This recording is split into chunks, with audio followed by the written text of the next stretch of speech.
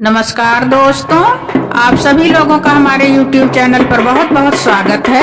आज मैं अपने चैनल के माध्यम से बहुत ही प्यारा सा ननद भाभी का नोक झोंक वाला सोहर गीत सुना रही हूँ। यदि आप लोगों को मेरा गीत अच्छा लगे तो आप लोग मेरे चैनल को लाइक करें, सब्सक्राइब करें और कमेंट में लिख के जरूर बताएं कि आप लोगों को मेरा गीत कैसा लगा। धन्यवाद।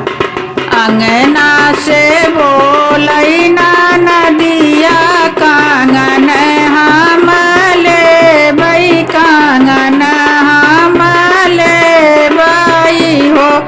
भौजी तोरे ता भाई ले लालनवा कांगन हम ले कांगन हम ले हो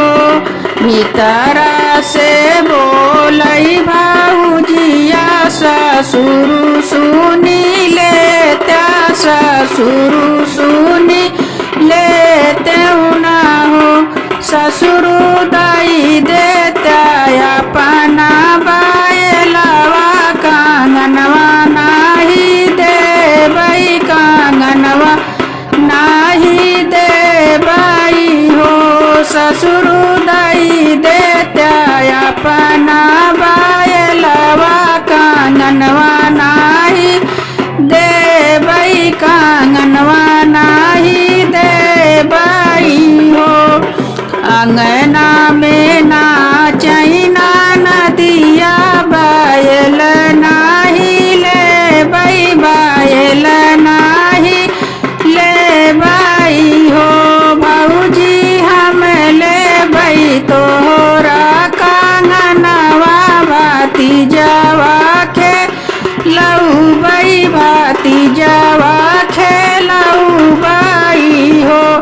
भौजी हम लेबई तोहरा कांगनवा भाती जवा खे लऊबई भाती जवा खे लऊबई हो